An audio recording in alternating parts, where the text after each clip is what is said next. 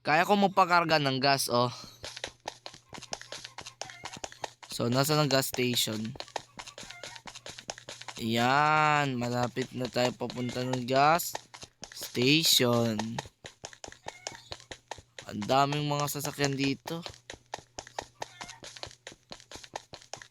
So,